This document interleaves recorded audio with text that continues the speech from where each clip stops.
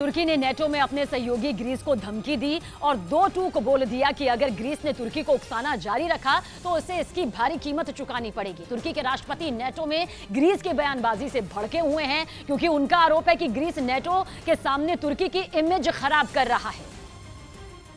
और इसी बात से तुर्की की त्योरियां चढ़ी हुई हैं। माना जा रहा है कि दो देशों का ये तनाव नेटो में दो फाड़ की वजह बन सकता है। वैसे तो दोनों देशों के बीच एजियन सागर के द्वीपों पर सालों से झगड़ा चल रहा है, लेकिन इस साल की शुरुआत में ही ये लड़ाई और तेज हो गई क्योंकि आरोप ये लगा कि ग्रीस के लड़ाकू विमान तुर्की की सीमा में दाखिल हो गए और ऐसा एक बार नहीं बल्कि कई बार हुआ। दोनों देशों के बीच इस मुद्दे पर लड़ाई चल ही रही थी कि ग्रीस की एक हरकत ने तुर्की का दिमाग खराब कर दिया, क्योंकि इस बार नेटो के तुर्की से जुड़े एक ट्वीट पर ग्रीस ने आपत्ति जताई। नेटो के लैंड कमांडर ने तुर्की के 100वें विक्ट्री डे पर एक ट्वीट किया था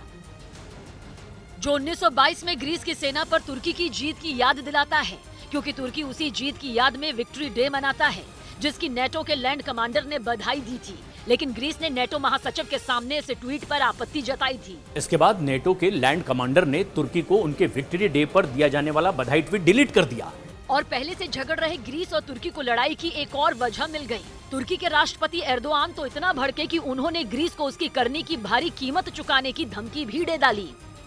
क्योंकि उनका मानना है कि ग्रीस की ऐसी हरकत दोनों देशों के बीच शांति के लिए की जा रही सारी कोशिश पर पानी फेर देगी। तुर्की को लगता है कि ग्रीस ऐसा करके नेटो में उसके खिलाफ माहौल बना रहा है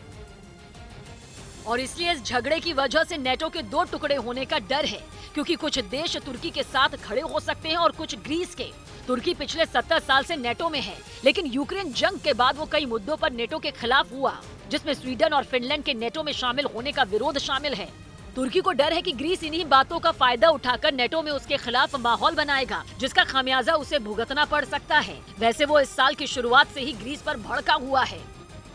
क्योंकि तुर्की ने आरोप लगाया कि ग्रीस ने भूमध्य सागर से लगी उसकी हवाई सीमा पर गश्त बढ़ा दी है और कुछ दिन पहले ही ग्रीस ने अपने S-300 मिसाइल डिफेंस सिस्टम से तुर्की के F-16 लड़ाकू विमानों पर निशाना साधा था। तुर्की के रक्षा मंत्रालय ने दावा किया था कि उसके लड़ाकू विमान अंतर्राष्ट्रीय हवाई क्षेत्र में उड़ान भर रहे थे और ग्रीस ने उन्हें जानबूझकर परेशान किया था, जबकि ग्रीस की दलील ये है कि तुर्की के लड़ाकू विमान बिना सूचना दिए अमेरिका के B-52 बॉम्बर के साथ भूमध्य सागर के विवाद एरिया आए, जबकि इसकी जरूरत नहीं थी क्योंकि वो इलाका ग्रीस के विमानों के नियंत्रण में था। एक रिपोर्ट में दावा किया गया कि 2022 की शुरुआत से ग्रीस के लड़ाकू विमान 256 बार तुर्की के हवाई क्षेत्र में घुस चुके हैं और 158 बार तुर्की के फाइटर जेट का रास्ता भी रोक चुके हैं। यही नहीं, ग्रीस के कोस्ट गार्ड की नावों ने 33 बार तुर्की की समुद्री सीमा का उल्लंघन किया और तुर्की की दलील है कि यह सब ग्रीस उसे उकसाने के लिए कर रहा है, क्योंकि वो एजियन द्वीपों के मुद्दे पर तुर्की से उलझना चाहता है।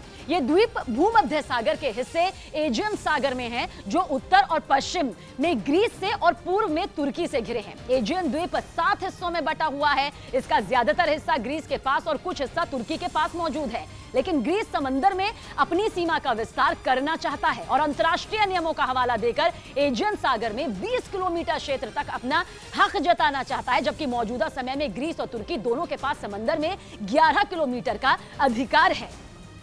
लेकिन ग्रीस समंदर में इससे ज्यादा क्षेत्र पर अपना हक जताना चाहता है। इसके आड़े आ रही है वो संधि जो साल 1914 में हुई थी, क्योंकि उस संधि के बाद ग्रीस को एजियन द्वीपों में ज्यादातर इस शर्त पर दिए गए थे कि वो वहां कोई सैन्य गतिविधि नहीं करेगा। लेकिन तुर्की का आरोप है कि ग्रीस नहीं माना और उसने एजियन द्वीपों पर सैन्य गतिविधि की। हाल ही में तुर्की के राष्ट्रपति ने ग्रीस को एजियन सागर के द्वीपों से अपनी सेना हटाने की चेतावनी भी दी थी, क्योंकि एर्दोआन का कहना है कि ग्रीस नहीं मान रहा है और समंदर में अपने क्षेत्र के विस्तार के लिए 1914 की संधि को ताक पर रख रहा है। क्योंकि कहा जाता है कि वहाँ गैस का भंडार है जिस पर ग्रीस और तुर्की दोनों की नजर है और यही गैस भंडार एजियन सागर के द्वीपों को विवाद की वजह बना रहे हैं, जिसकी वजह से नेटो में फूट पड़ने या यूं कहें कि दरार पड़ने की नौबत आ चुकी है।